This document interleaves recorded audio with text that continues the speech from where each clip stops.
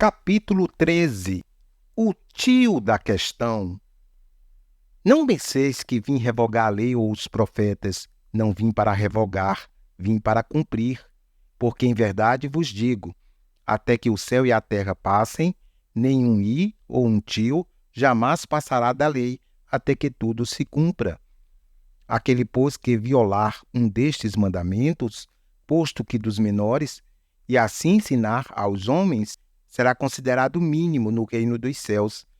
Aquele, porém, que os observar e ensinar, esse será considerado grande no reino dos céus. Porque vos digo que, se a vossa justiça não exceder em muito a dos escribas e fariseus, jamais entrareis no reino dos céus. Mateus 5, 17 a 20.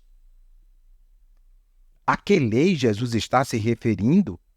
Ao conjunto de 613 mandamentos oriundos das leis cerimoniais e morais do judaísmo? Aos 10 mandamentos? Do ponto de vista do documento escrito, Jesus recorre tanto a partes dos 10 mandamentos quanto a textos judaicos não encontrados no Antigo Testamento. Até porque, para Jesus, o texto é apenas ponto de partida, a fonte de ilustração para o aprofundamento das ideias. Nosso condicionamento racional, moralista, legalista, tende a interpretar as ideias de Jesus olhando para o sentido e esquematização que a letra oferece. Mas não podemos esquecer um princípio paulino importante na interpretação das ideias aqui contidas. A letra mata, mas o espírito vivifica. 2 Coríntios 3, 6. Jesus, durante todo o Sermão do Monte, busca interpretar o espírito dos mandamentos divinos e o faz nesta parte do sermão como nenhum outro intérprete da lei jamais fizera. Na verdade, ele vem para ampliar a compreensão do texto, faz uma nova hermenêutica e busca criar princípios dinâmicos que indiquem o sentido e conteúdo de cada mandamento. De fato, o iota no grego, ou iod no hebraico, a menor letra do alfabeto e, do ponto de vista fonético, a de menor importância, passa a ter valor neste sermão de Jesus.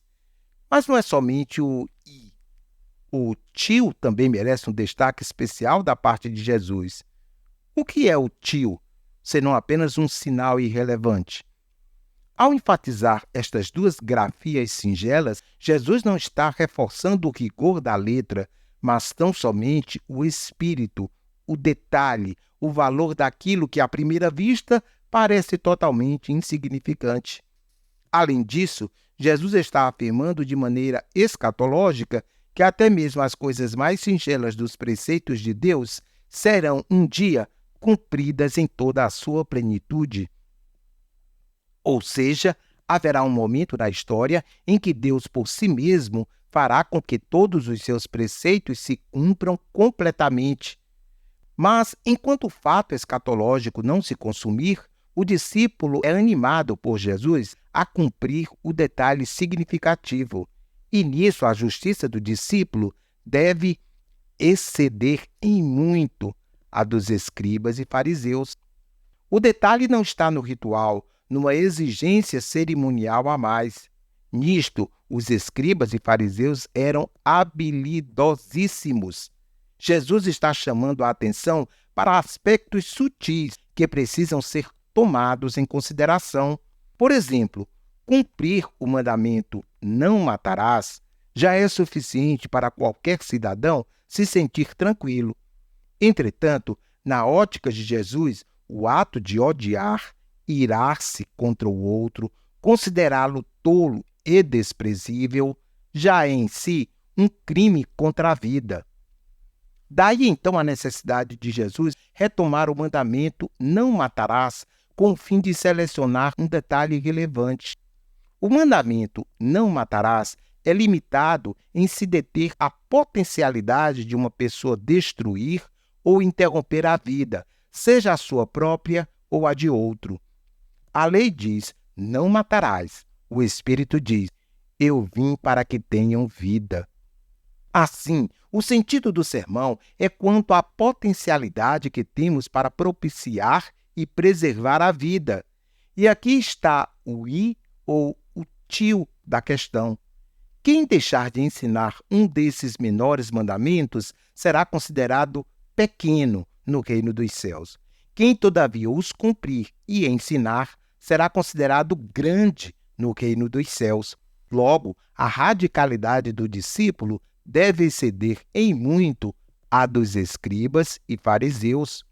Jesus não está falando de extremismo ou intolerância, e sim de radicalidade. Ou seja, de tratarmos as questões da vida de forma preventiva, indo até a raiz do problema. Antes do assassinato, surge uma faísca de amargura, um tio de ira, um detalhe de desprezo, que em geral conduz à indiferença, concorrência maliciosa, ódio. É nesta sementeira, antes de brotar, que devemos mutilar o mal. Mal, por vezes, aninhado no recôndito da alma. O adultério, por exemplo, não começa na cama. Inicia-se quando alguém faz do outro um objeto de consumo. Um simples e malicioso, um olhar exclusivamente manipulador. É, portanto, para tais detalhes que Jesus está chamando a atenção dos seus discípulos. Não está colocando sobre eles mais peso, está simplesmente enfatizando que a natureza de sua proposta não se coaduna com o jeito depravado dos profanos, mas também não se protege sob a hipocrisia da religiosidade legalista dos escribas e fariseus. As motivações que se manifestam em sinais quase imperceptíveis, aquele que sem motivo se irar, aquele que olhar para uma mulher com olhares impuros, enfim, orar para ser visto e aplaudido pelas pessoas e muitos outros detalhes. Tudo isso deve ser mutilado, totalmente erradicado. O discípulo é responsável por executar esta tarefa sob a bênção da disciplina e poder do Espírito Santo. Para entendimento dos interlocutores, Jesus começa suas ideias usando o que fora dito aos ou distorcido pelos antigos, para em seguida explicitar a profundidade dos seus ensinamentos.